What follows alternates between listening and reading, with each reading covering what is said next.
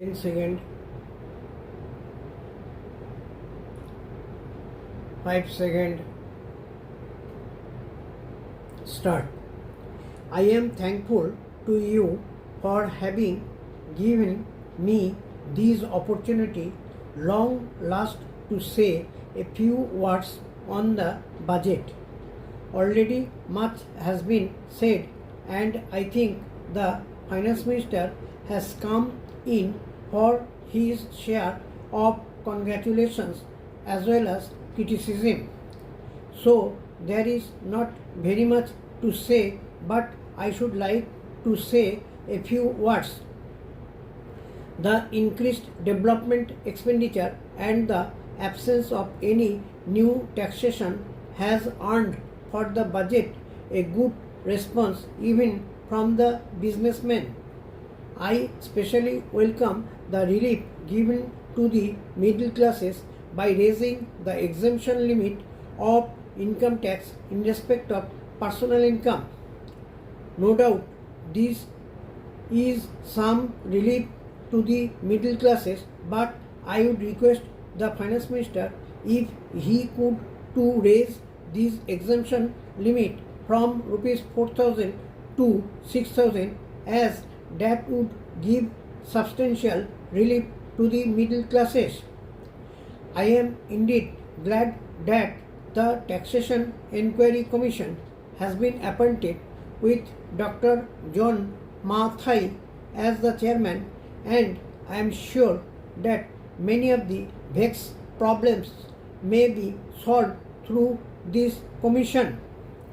At the same time, I would request the Finance Minister to put off the estate duty bill for the present, since this inquiry commission has been appointed and they may go into this question, for I feel that it is not an opportune moment to put on more taxes on the people.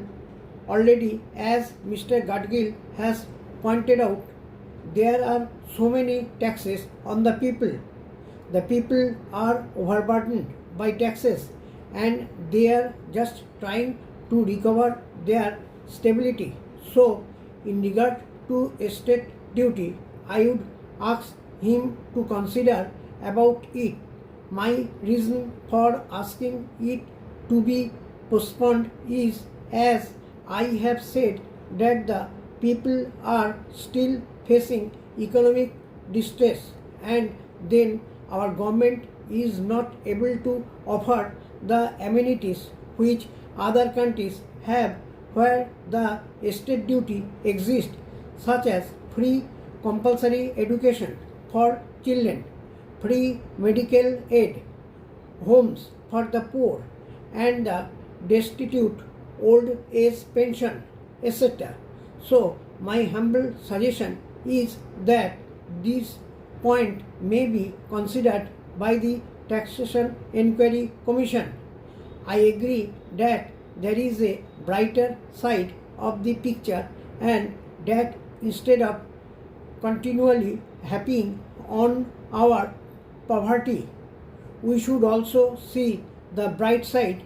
We are making encouraging progress towards laying the function of a welfare state. With the cooperation of all the implementation of the 5-year plan, I am sure, sir, that we should be able to lay the foundations and fulfill the dreams of India. It is indeed encouraging to know from the Finance Minister that there is a tendency of lowering food prices all over the world, and in that case the prices in our country too would be lowered. Regarding defense, for obvious security reasons, I don't agree with my friends who say that the expenditure should be curtailed. It is not advisable to take any undue risks and slacken the defense arrangement. Indeed, defense is one of our valuable assets, although strange to say, there seems to be adverse opinion in some quarters. I agree with what General Cariappa once said, that God and army are remembered only when there is trouble.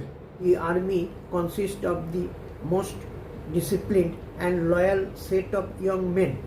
It would not be proper to affect economy in the pay of these brave officers, as it would not be an incentive for the right type of young men to join the army, and it would become ineffective and inefficient.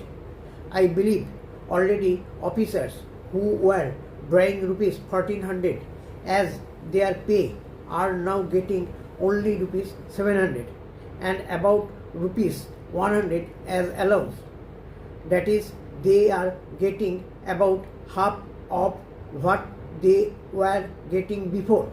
It is very hard for those officers on field duty to establish separate establishments for their families and for their children, and I would especially appeal to the finance minister to see that the family allowances may be restored to those officers who are on field duty.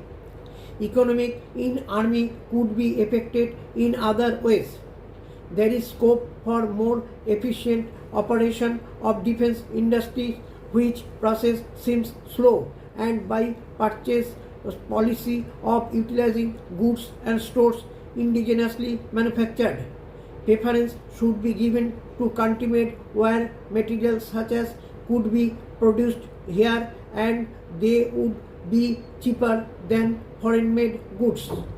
I may also suggest that the army forces who are not on field services or under any operational commitments could be utilized for giving military training to the youths in school and colleges, which would teach discipline and loyalty.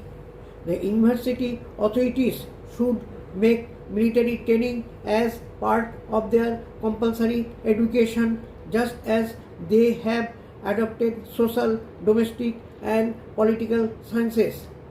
The National Cadet Corps is already inculcating military training in some universities such as Bombay and Calcutta. But if military training is made compulsory for our university students, it will go a long way. Stop. मालूम है आप अच्छा dictation ले लिया. हम भी एक stenographer अब सेंट्रल गवर्नमेंट का. टोटल वर्ड्स था 840 और स्पीड दिया 110 वर्ड्स पर मिनट. प्रैक्टिस करते रहिए. अब जितना प्रैक्टिस करेंगे उतने आपका स्पीड बढ़ेंगे. मेरा एक रिक्वेस्ट है, आप काइंडली सब्सक्राइब करिए. नेक्स्ट वीडियो जो टाइम में हम देंगे आपको नोटिफिकेशन मिल जाएगा. साथ साथ में मेरा भी सब्सक्राइबर बढ़ेंगे. उम्मीद है आप अच्छा स्टेनो बन जाएगा. ओके, टाटा.